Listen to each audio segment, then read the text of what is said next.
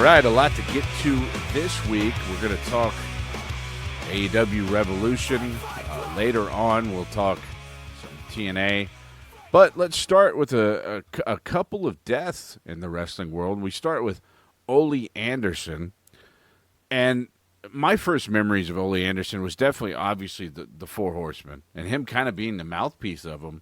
And one thing I'll say is, I was totally sold that him and Arn Anderson were brothers, until you get smartened up when you get older. I wouldn't know any different. Would you agree? Nope. Yeah, I think that was the same thing with the other guy, Ole. Mm-hmm. The original with the Minnesota Wrecking Crew. Yeah. I'm not sure if they were related either, but it's like, yeah, you guys look close enough. You're brothers. Yeah. It's like, it looked like they could be related. Big, hairy guys, same body type.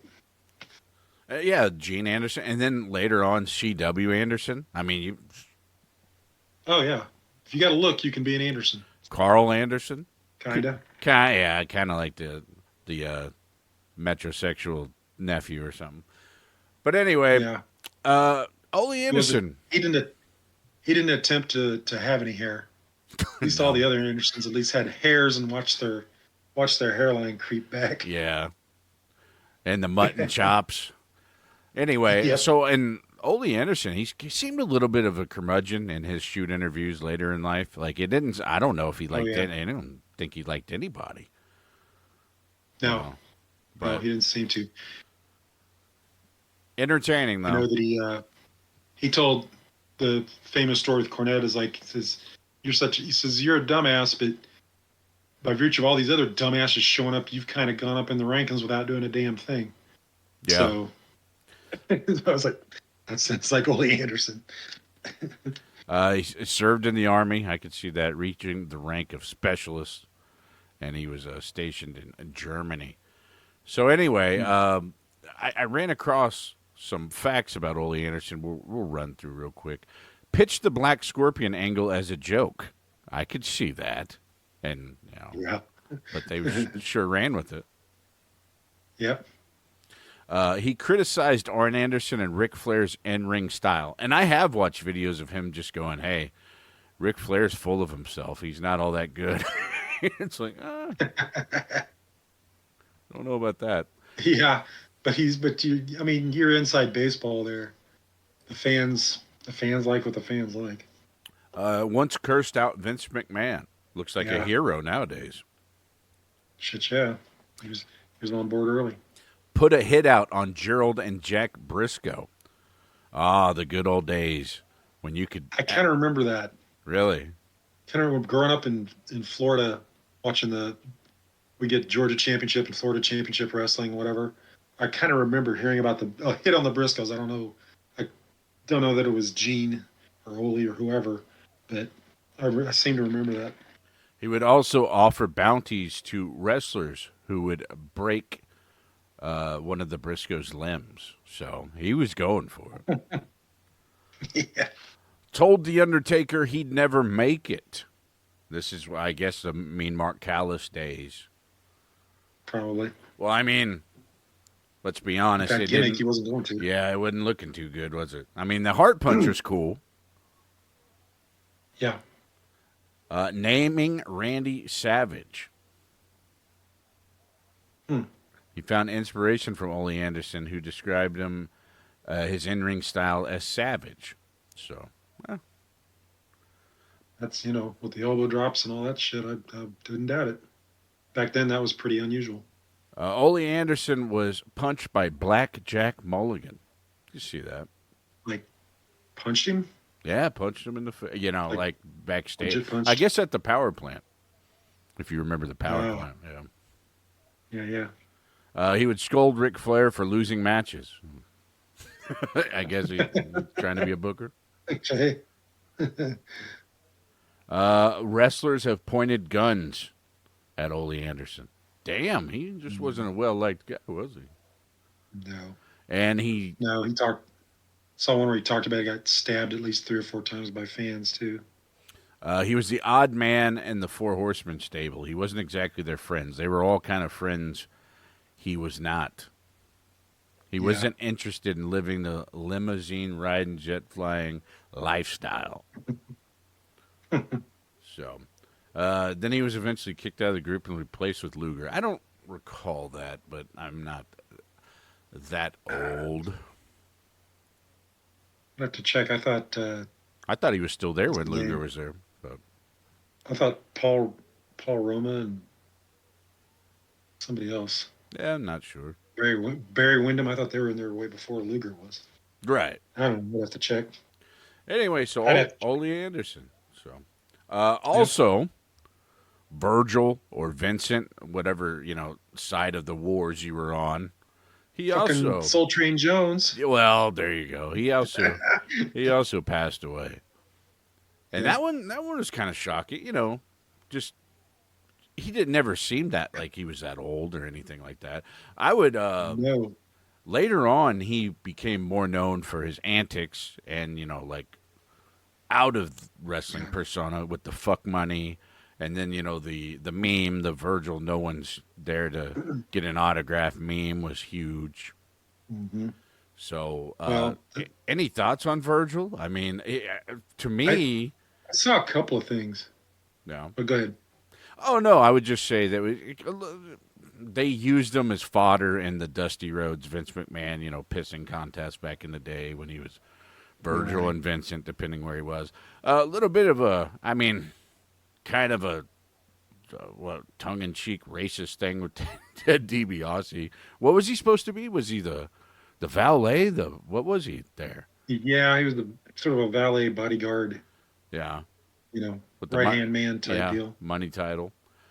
Kind of like dressed like a pet animal would be or something like a little like tinfoil Just vests and stuff like that. But Chippendale stripper, got the yeah, sleeveless vest thing. and then he was basically the NWO jobber. He was one of those guys too. Right. I remember that's what I remember best about Virgil. But hey, he was around. He got his money for whatever skill set he had. He was conscientious about getting that money. Yeah, well, right. Even after the career. So Yep. started in '85, the year I was born. So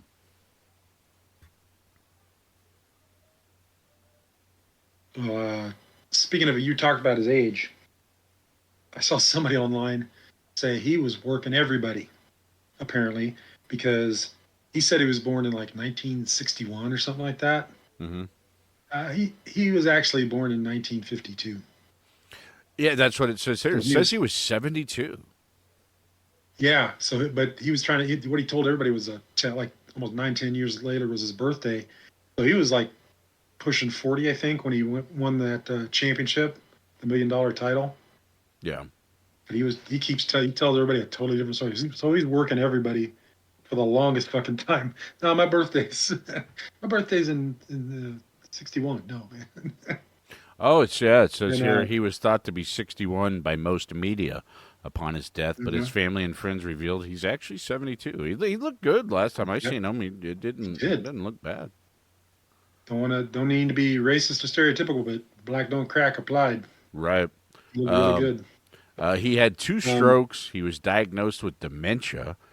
He also had stage 2 colon cancer. Then he had additional strokes in February, and then he had complications from the strokes and dementia. So, so he saved it all the bad shit till the end, yeah, a little rough ending there. basically. I did see a video too. Remember they did when they had the craze of all the rock stars and the heavy metal stars and all that shit doing their own benefit albums and songs for, to get food for Africa, blah, blah, blah.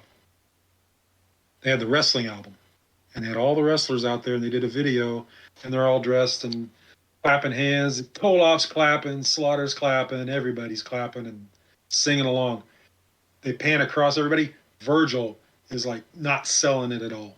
He's standing there with his arms folded like he usually did, glowering at somebody. It was fucking hilarious. Everybody else is it doesn't matter. We beat the shit out of each other every night, but no, Virgil was not selling that shit at all.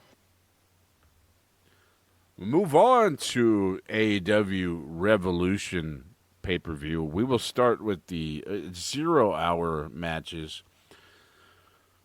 The Bang Bang Scissor Gang. I can't believe this is a thing, but they defeated Jeff Jarrett's crew, who is Jarrett, Satnam Singh, Jay Lethal, who I thought they were on the outs with, but I don't know. They've added Willie Mack, Private Party. Yeah. I don't know if they're all together or they just together for this. I'm not sure. But it was a 12-man tag team match.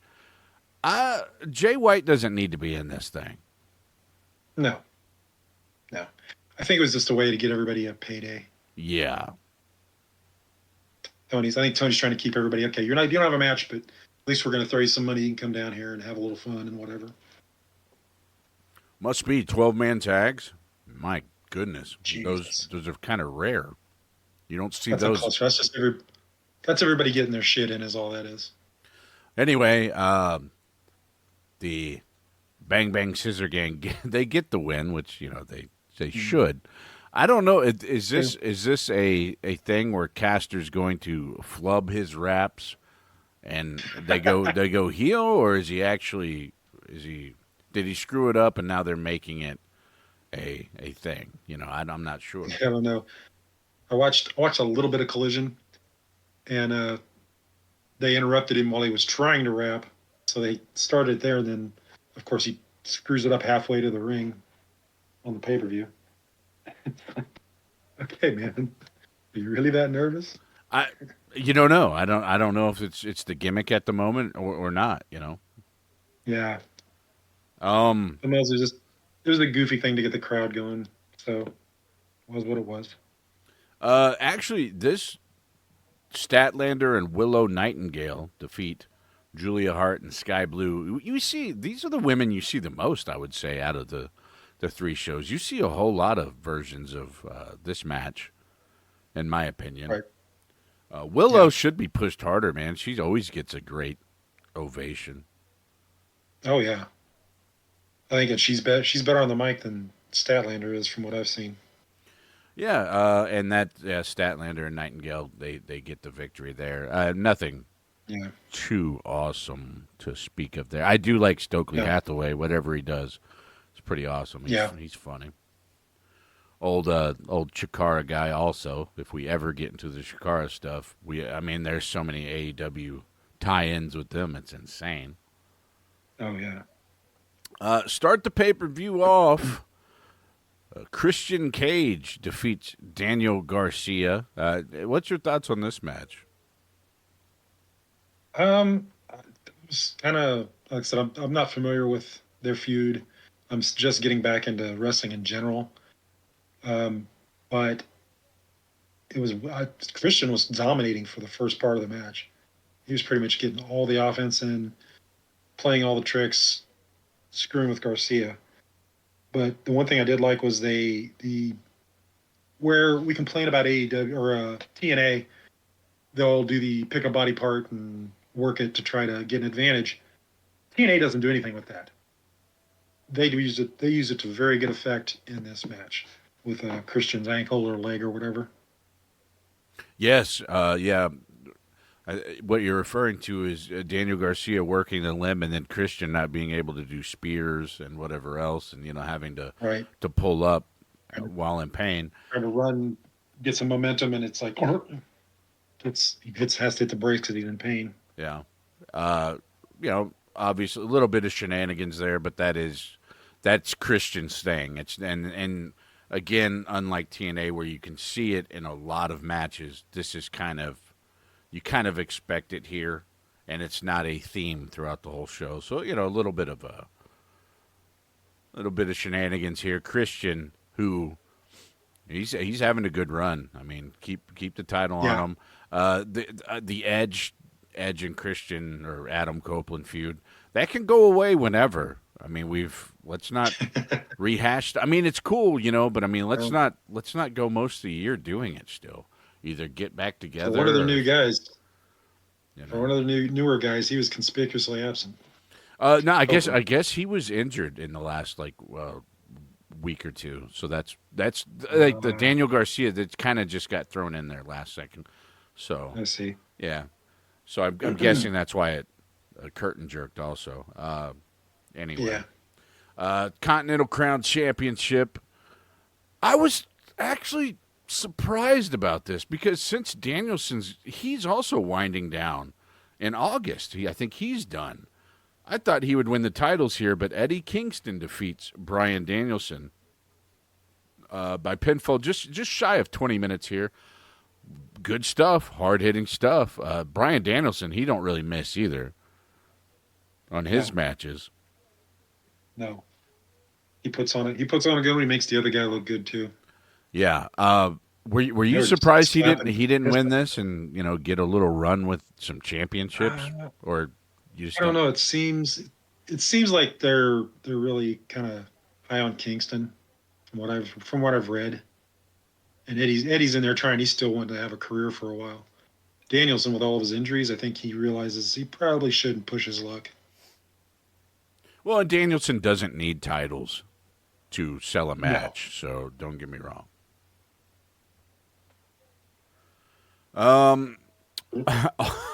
All-Star Scramble match.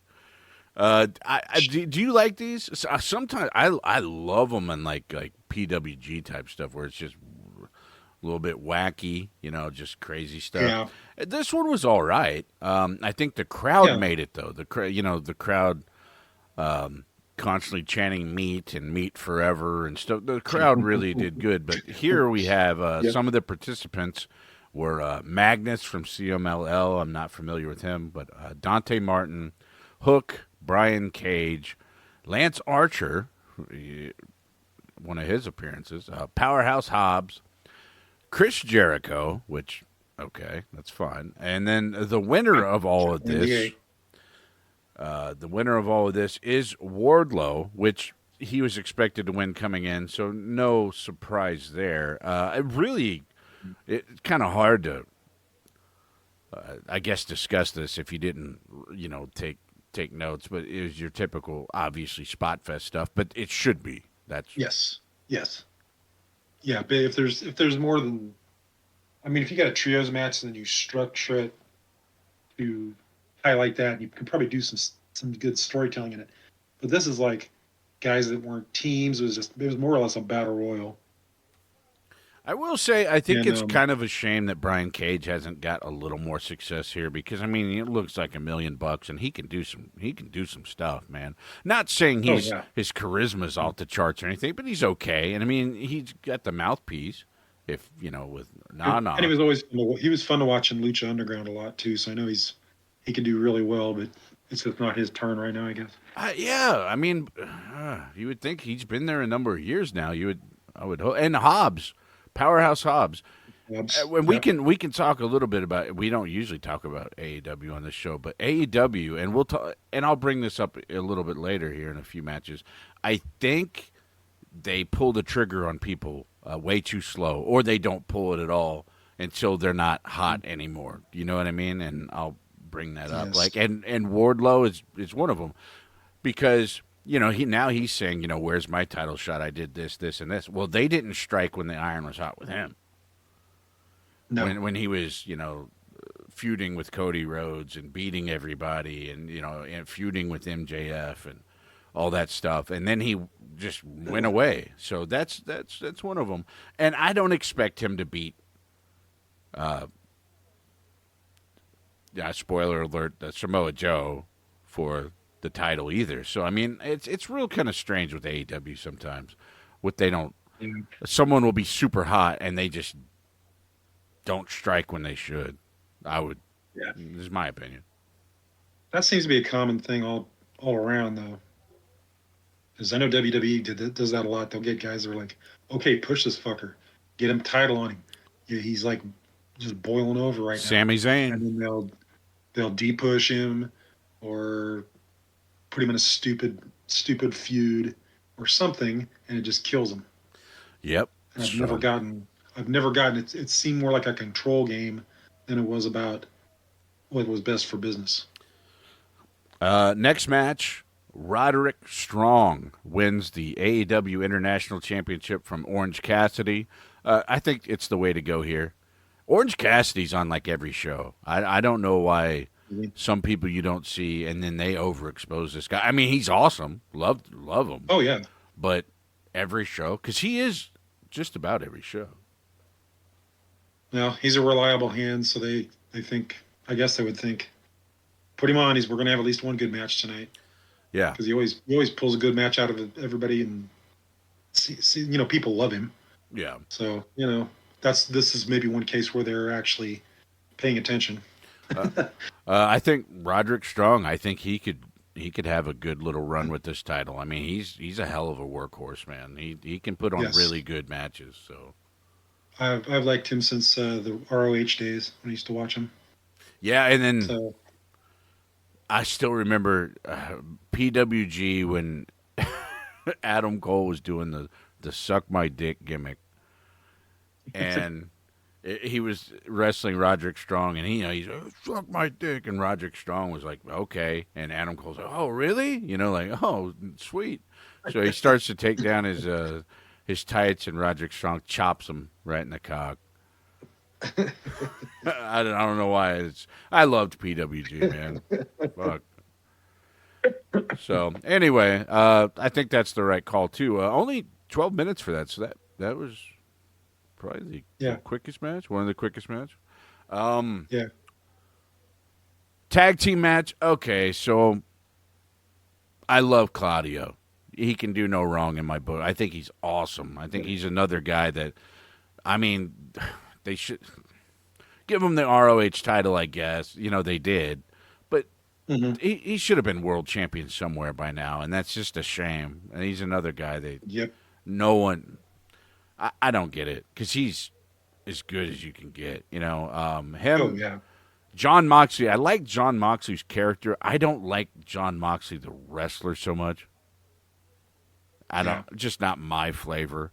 Anyway, I didn't know how this match would go, but they actually defeat FTR in this match, a little over 21 minutes by technical submission. I kind of wandered off on this one a little bit. I'm not a huge FTR guy. I mean, they're technically awesome. They'll put on a great match. It's just, I don't know what it is. Not my thing. When they were heels in NXT, I was like, those guys were fucking awesome. I was a huge mark for them. As they ventured out on their own, as they got on the main show and then ventured over to AEW, it seems like they haven't developed much beyond that. And I think this match kind of pointed that out, because it seemed, I mean, it was all towards a planned end and everything, but everything they tried, all their usual tricks, Claudio and Moxley countered them or came back with something more devastating, so they couldn't stay in their groove.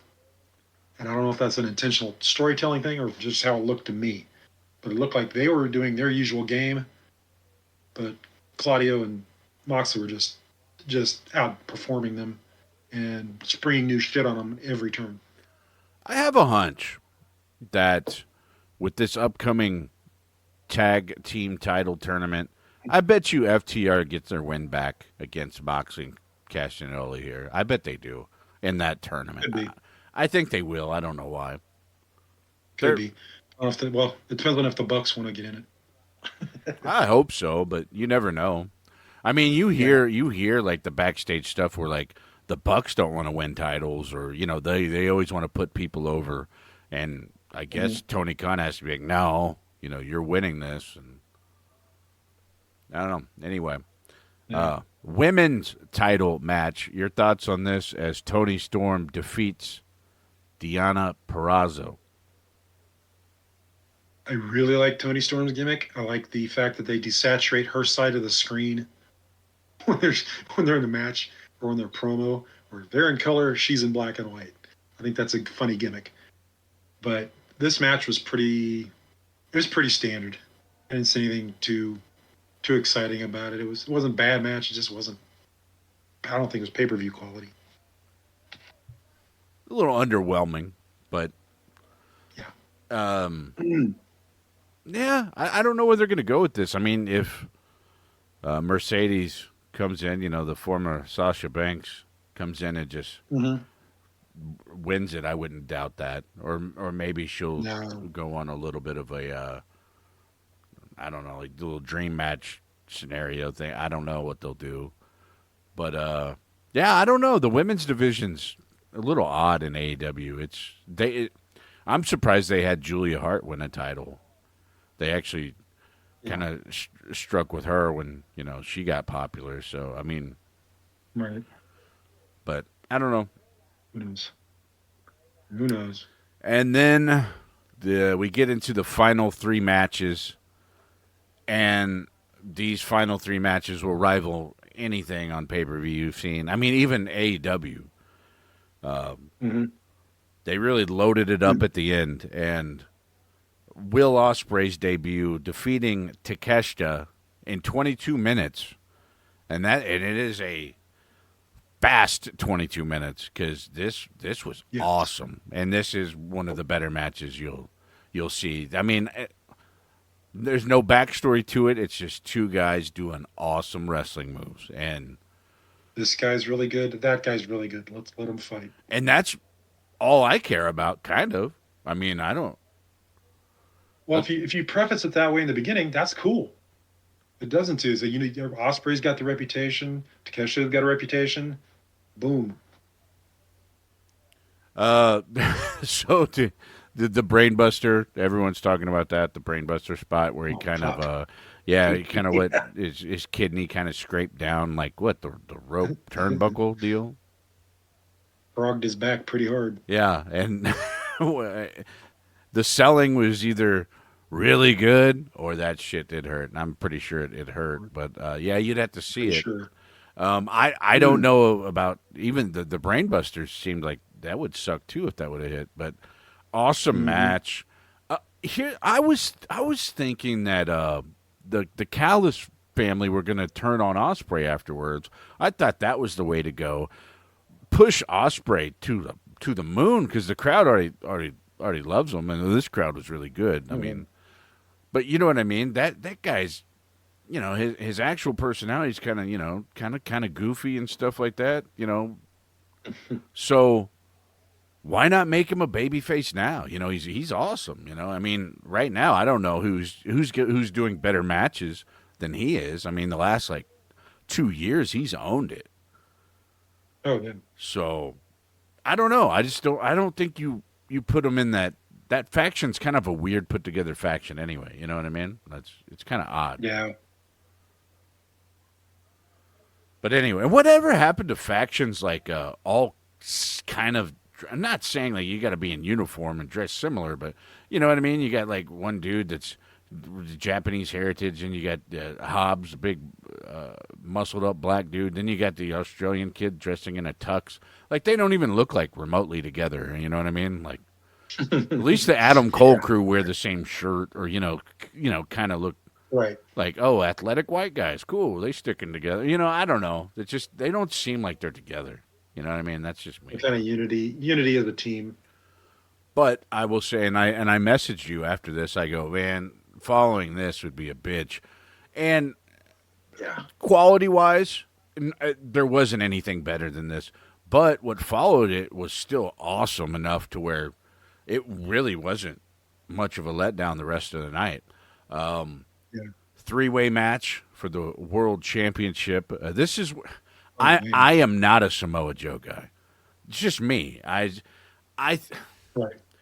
think I think he's a good mid-card dude. I think you can give him a belt. There's plenty of belts to go around. Don't make him your main champion. Just me, all right? I mean, he's had his time. Yeah. So I don't know. It's not like... I mean, interim defer the babyface to Chase. Yeah, I can see that. And this is what I'm talking about, was striking while the iron's hot, and AEW does not do it. What they did with Wardlow, here, Swerve Strickland isn't going to be red hot forever. You know what I mean? The song and the song is awesome with the dance, and it's catchy now. It's not eventually, once it makes its rounds. It's not going to be hot for a year and a half more. Yeah. So why the hell do you have Samoa Joe go over Adam Page and Strickland here? I don't. It I seemed like wouldn't. it was more about Strickland and Hangman's story than it was Joe. Joe was just happened to be a bystander. Yeah, and they've kind of painted themselves with the Adam Page Strickland thing that's been going on for months and months. How do you end it? I mean, you can't have a loser leaves town match. You know they're both there and they're both part of plan. So what do you do here? Do you give it a It's, stupid gimmick, or what do? Do you I quit? You almost have to do. You almost have to do some kind of injury angle for one of them to go away for a while. But then, yeah, do they it's got just to be a forget it? last man standing or Yeah, something like I that. mean, but they've already done Can't meet vicious the stuff. bill. They already did Um, the Texas Death Match where he hung Hangman. You know what I mean? Where do you go and from here? It's weird. I will say, like I said, I watched a little bit of Collision before this, but the promos they cut, I bought them completely. It was good. They were done well and it was constructed well, and that's something TNA. I don't know why they can't do it. I don't know why, if it's the angles or if the wrestlers are like, okay, whatever, just give me my lines. But I bought that they're legitimately pissed at each other and Oh they want yeah. to beat the shit out of each other. So at least they did that right. And again, I think that story took precedent over Joe being the champion. Like I said, Joe is so well known now that I think he was just kind of window dressing a bit player in this whole thing, and that's going to be the main thing. With Osprey might come after him for the title, you know. I mean, you can't have Osprey lose that. I mean, okay. Oh So, God, no. what are your thoughts on this match, the match quality, and then Samoa Joe winning? Is that what you would do? Um, I mean, if either way, you could have took it off Joe, and they'd still have. Then you'd have the spice of having a title to win, depending on who got it from him. So I'm not sure why they didn't go that way.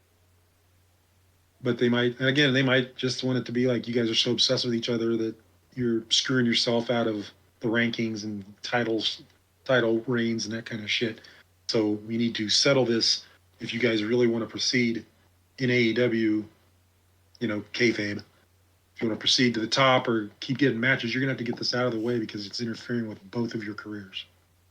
So I could see how they could set that up and say, this is a match. Once this is done, that's it. You know. I just But as with the match this, quality, I thought it was good. I liked it. It was good. great match. I Enjoyed just it a lot. with this quality of roster, how the hell is Samoa Joe your main champion? And but he's solid. I'm not saying he's not. He can Yeah. talk. How long as he had it? Great physical shape. I mean, right? How long as he had the title? Oh no, I mean he hasn't. He had a couple months, or no, since December 30th. Oh, okay, so not incredibly long. No, it would have been a transitional champ. But how long do you want him to have it?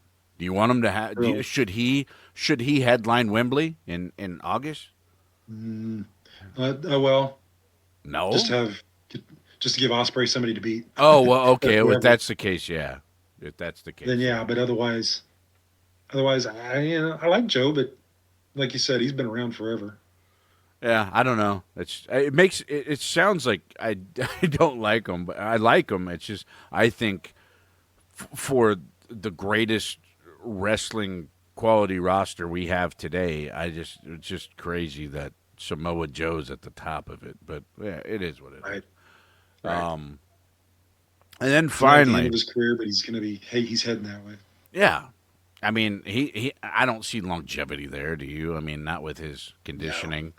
I mean, no. anyway, final match of the night. I will say that when I was 4 years old, and I've probably told this story before, but it was the Capital Combat pay per view commercial that got me into wrestling. It had Sting and RoboCop. You remember this? That's what Yeah. got me into wrestling. Sting was my first favorite wrestler, and I Yep. mean, granted, I was young, 4 or 5, and then what do they call it, Surfer Sting? Love that. Interesting. And Yeah. then I think one of the greatest storylines of all time is the Crow Sting versus NWO and how that played out. I think that's Yeah. awesome. I think that's great. I mean, now, however that Starcade ended, a little bit squirrely, but you had Hogan and Bischoff doing It was whatever behind the WC. scenes bull. Yeah, it was Yeah, WCW. the inmates were calling the shots back then. So, but Sting was my first favorite wrestler. So I will also say this about Sting: he's about to be 65. You see people like what's Jericho, early 50s. Jericho Hmm. looks way worse than Sting. Now, granted, he's still trying to go out and keep up with these. I mean, Jericho was in that 8-man scramble for no good reason. He couldn't keep up Well, with anyone there. oh God, no. And he working with his shirt off. Yeah. Oh, I know. I I don't. think that hurts him. Sting has not been shirtless in I don't know how long. No. But and he's got the right gear for it, though. I don't Yeah. even know if that's a singlet or what that is. I mean, it's more than just a singlet. Almost just like a bodysuit with the scorpion. It's awesome, but it's worked. Hmm. And Yep. but yeah, exactly right. If you get older, figure out some way of covering it up. You know what I mean? Like, Yep. especially if you're not roiding up. I hate to say that, but you get what I mean. Let me suspend my disbelief. That you're not grandpa. Or some black with a little semi-tactical gear look to it, and some Yeah. fingerless gloves, and just get a different image. It doesn't have to be you don't have to be covered up like a nun, but Well, and don't show when your shit's getting all weird looking. yeah, just sleeveless shirt. It could be yours, whatever. Yep. It don't matter. Yep. So anyway, long story short, Sting's awesome, dude. Like for his Yeah. age, no one I think has held up like him. No. Some of the bumps I've seen him take the past few weeks, I'm like, good God. Yeah, he must just You're be still doing that, dude. filling up the bump card, right? He's just like Punching it, punching it, punching it. yeah. So anyway, main event: Sting and Darby Allin with his sons, Ric Flair. What Steamboat was the guest timekeeper? Is that what it was? I think so. They defeat the Young Bucks, and I didn't know which way this would go. I really didn't. I Given the tradition of going out on your back, yeah, I wasn't. I was kind of surprised. yeah. I mean, I could have seen it going, and the false finishes were great. Um, Yeah. anyone that's listening to this that hasn't seen it, try to go see it because I mean it's another crazy kind of hard to discuss it. There was panes of glass. Sting hit it with a bat, didn't happen, so he just randomly hit it again. I don't know if that's a fit Hit of again. rage. Goddamn glass. Yeah, but this was Mm. this was great, and it felt like PWG Bucks too, and the crowd helped Mhm. it. But Oh yeah. everyone did awesome. Darby Allin took a nasty bump as usual. Holy shit. He took that bump and I thought, okay, safety glass, whatever. Then they showed him, he's starting to weep a little bit. And then they showed him like another minute later and it was like rivulets of blood just coming down his back from every little piece of glass Yeah, cut it him. was coming through the pores, Jeez. man. It was nuts. Good God. And Then he goes, there's a coffin drop later. yep, didn't care. There Kid's was not going to have a long career. super kicks to Ricky Steamboat. Mhm. Super kick to Flair, and then you really don't know if Flair has passed on or not. Did we just kill Flair? That was crazy, but you got to love the callback to the Flair Shawn Michaels. We hate, sorry we hate you. Double super kick to Sting. This was so many spots were awesome, man. Yeah. This was great, and it's hard not to get emotional like because you get into it, and that's the last time Mhm. he's doing it, and I guess he's dead serious about it. Yeah. So Sting and Darby Allin they go out Sting undefeated the whole time in AEW. Yeah, I saw that 28-0 when he going into the match. I'm like, wow, they're wanting to send him out in style and as a legend. So That's awesome, that's man. I cool. mean, and he's held That's up his cool. end of the bargain too. He's not putting on any duds or anything like that. Oh So, God, no. He's doing it. He's doing what he can do. but they said he kind of handpicked the Bucks, and people. That's one thing, you know, especially the Cornette people that constantly talk shit on the Bucks. Man, you guys got fucking issues. Like they're Yeah. probably arguably the best tag team I've seen. Like with just quality of work throughout the years. hmm You know what I mean? Not the most imposing, obviously. Um, and you know, there's been crazier stuff like you know the TLC matches and WWE and all that, but they're just always solid, man. They're not, Yeah. and they This was work this was together to awesome. this was the honor Sting, and to give the fans every last bit of Sting they wanted, one final time. That's all it was for, and everybody going into it understood that, and that's what they did. And I hope that You shows expected other the wrestlers match that of the year thing, then you're an idiot. yeah. Uh, That wasn't what it was supposed to be. but you know, it goes to show that this is the this is just. I would rather be with this company than the you know the evil empire that is you know. Right. They've made changes over there, but they're not moving fast enough, and I think they're too comfortable, so they're never going to really make any changes that's going to challenge anything AEW can do. Well, I mean, I still harken back to Kurt Angle's farewell match being just a dud against Baron Corbin, and then that's it. Like what?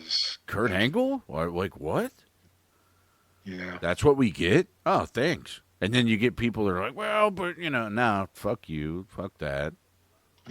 Like, but this was perfect, Yeah. man. This is perfect, and you know, I this is 5 stars. I don't give a fuck if it's quality. This was emotional. Oh, It was good. This is 5 fucking stars. for what they were trying to do with the match, yes, it was. It was excellent. So I mean, I left this thinking, damn, this was I'd watch those final 3 matches over and over. And I don't say that about a lot, Yeah. just because you're jaded after a while. You watch enough Well, stuff. I'm gonna make there's my wife. My wife watched with me on a couple of them, Hmm. but I'm gonna make her watch the last three for sure. I did show her Darby Allin's bit with the you know splash on the glass, so to see all the blood. But yeah, she needs to see the Moxley against it and Claudio thing. She needs to see Takeshita and Osprey Yeah. and that the Joe match. Yeah, those were all just good matches to watch. So their next pay-per-view, April 21st, St. Louis, Missouri. That's and their Right down the road. pay-per-views are almost always awesome. Yeah, So it's right down the road. yeah, maybe. Nah, I probably won't. I don't either. I would. I don't know. I would, but maybe I won't. I Yeah. talk myself out of stuff. Anything Yeah. else you want to Bad put a about bow on AEW before we get into the real good uh, shit? nothing that, like I said, I just wanted to specify watching a half hour of Collision, getting prepped for the pay per view. I was more drawn in and entertained than the past month, 2 months of TNA. TNA just seems to be missing a major element of being able to draw the audience in. You know, TNA, you say? Let's get into it. TNA. Okay. Steve Macklin defeats Mike Speedball Bailey. Here's a compliment right off the bat. This was the best Steve Macklin match I've ever seen. Not even It was the joking. best. Yeah, it was. I wrote really good match. It was very fast paced, very innovative. Kept your attention. It was a good match. I hate to keep parroting this, but the TNA, they don't have a very big roster, so what they do in booking, because you see the pattern is whoever loses, they want to keep them looking strong. So guess what's going to happen? Yeah. Interference. Interference. I don't. Good match. I'll stop there. Yes. Good match. Bailey's awesome. He's another guy that Yes. he will have good matches. He keeps things interesting all the time. So the only thing I would add is that Macklin cuts the promo that I said he should have cut 2 or 3 weeks ago. The very next week that Nemeth was not on TV. Yeah. That's when this promo should have been cut. That's what I was gonna say. Now finally the call back to Nemeth. Nemeth is back. Mm-hmm. So they had Nick Nemeth. I guess he won one of the New Japan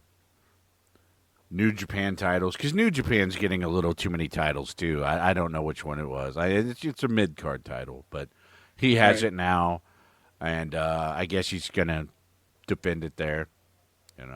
Right. Frankie Kazarian. Well, go. They set up for a pay-per-view, and this is all the build we get.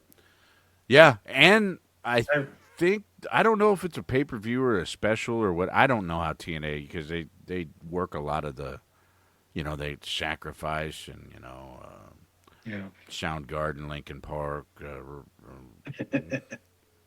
I don't know.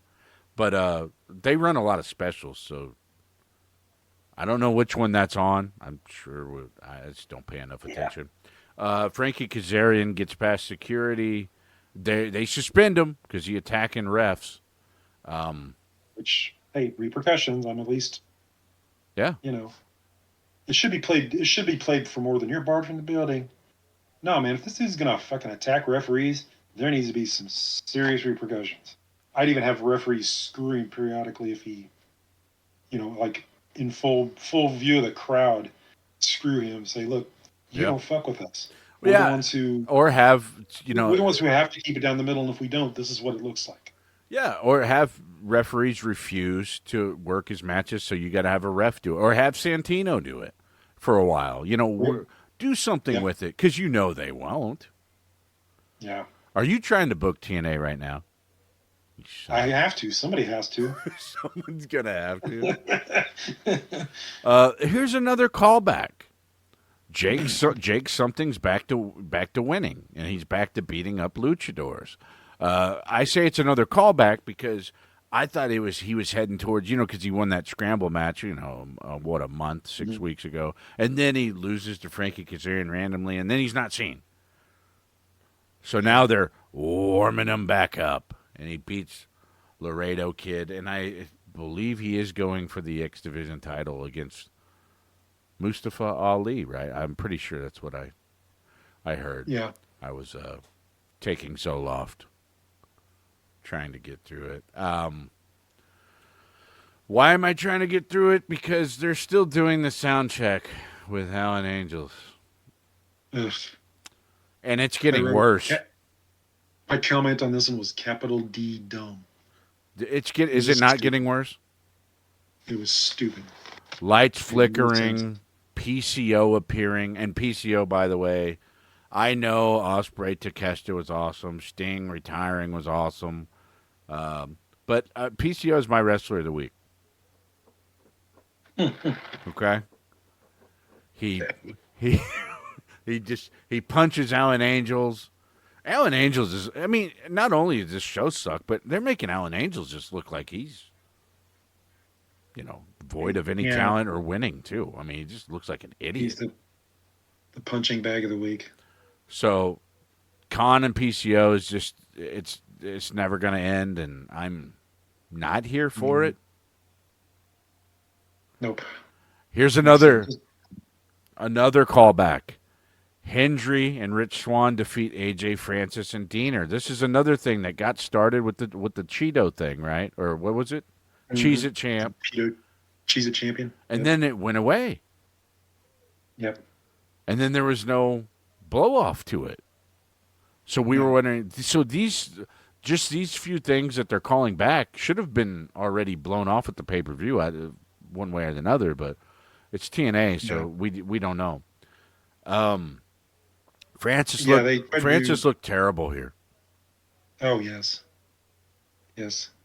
The Henry, they tried to do the Henry feud and the thing with Swan at the same time. I don't think they should have. I think that divides their attention too much. They can't seem to concentrate well on either one. Just in terms of follow through. So, and like I said, I was digging Henry's promo till it went way too long. Yeah. And it's taped. Yeah. Yeah. Maybe watch it and see how it flows, and then edit it if you have to.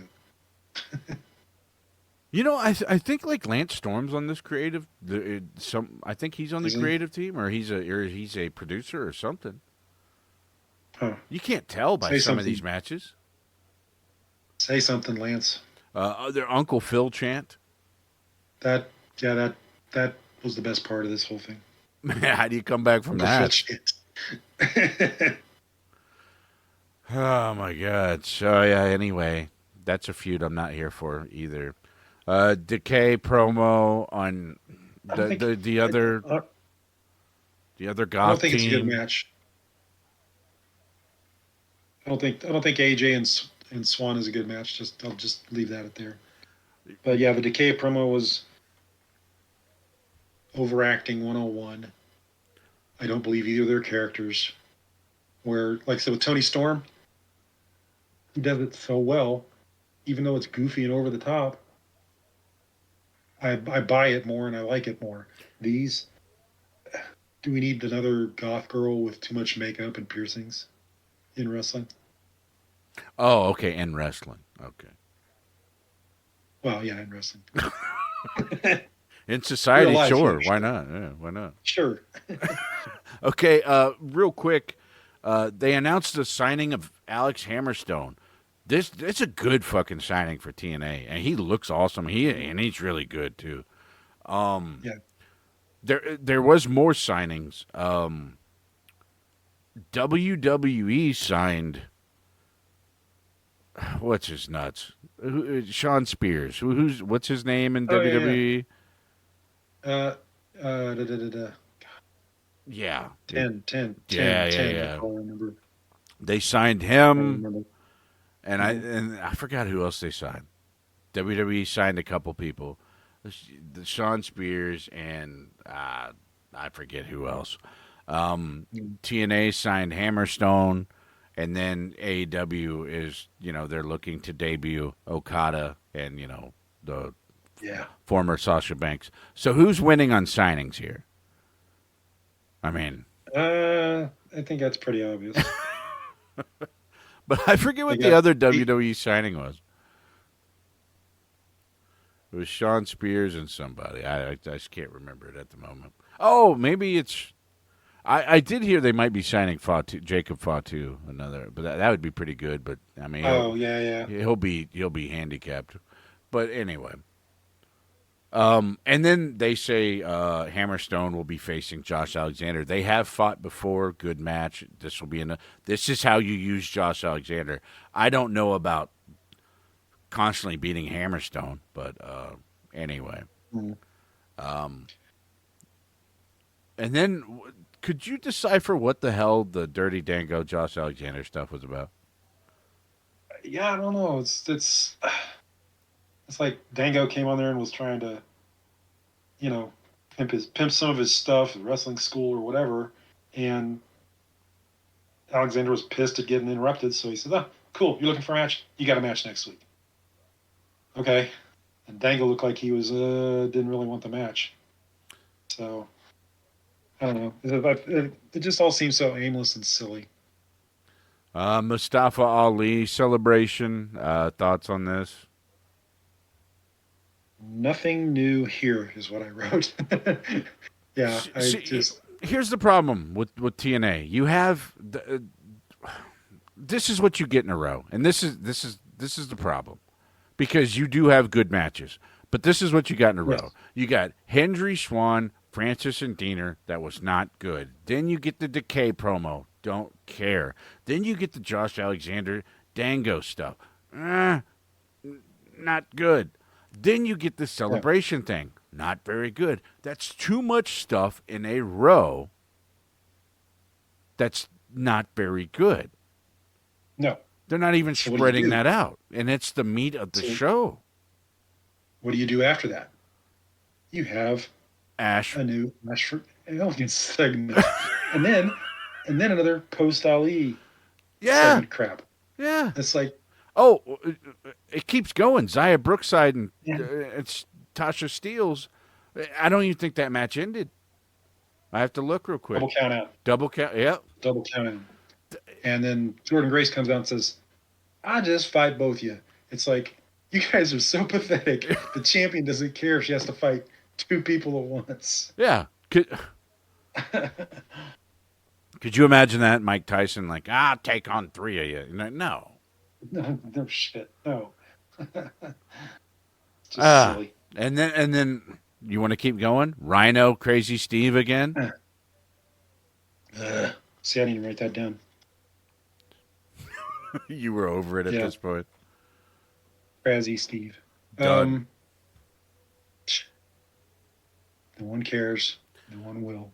And finally, my favorite faction, because they go together so well, and they look awesome together. Definitely not just thrown together. The System. Tossing off sparks.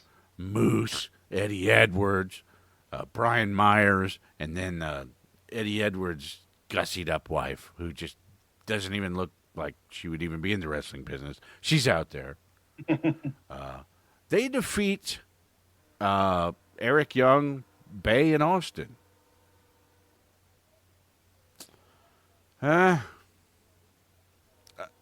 Hey, so back in the day when TNA was still wasn't ever really a contender, but it was still a decent watch. I liked Eric Young, and that was back in his kind of his goofy comedy days. Once he got serious and mean and everything, I just didn't buy it.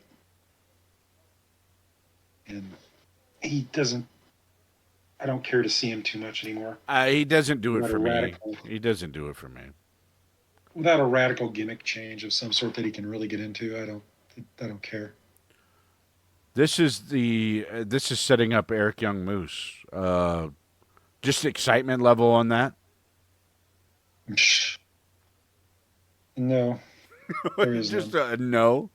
Just Flat- not even a flat number. Just a Flat line. no. Best thing. It's way too. You could build something really good, but it's like he gets the contendership, and then they have one match or so before the pay-per-view. I don't see anything else that builds it. They don't. There's nothing. No back and forth between them. Nothing. All right. I don't know why I should care. Final thoughts, and what's the best thing you saw this week in wrestling? Oh, like I said, in watching Collision, I knew that was better than TNA by a mile, and then the pay-per-view was like, overall, I've got no complaints with it. No, there's some stuff that was kind of like, oh, okay, that was there, but there's a lot of stuff to really like. I'll tell you what, like I was a little bit down because like sometimes the AEW like Dynamite's hit or miss right now for whatever reason. It should never be because you again with the toys you That's your have. show. Collision's okay. Again, that's a little bit hit or miss. WWE's it's just a non-starter for me. TNA very hit or miss, very spotty. So I mean, here lately I've just been kind of bumming, but that pay-per-view brought me a little bit out of my funk to where I wanna watch some shit again. You know what I mean? So Yeah. thank you. Well, now that I've got the AEW. means to watch it a little bit, got the means to watch it a little more regularly, consistently, I'm going to start watching a little more AEW too. Yeah, we can always talk about that before we, get into the master class of TNA. Kick TNA in the nuts.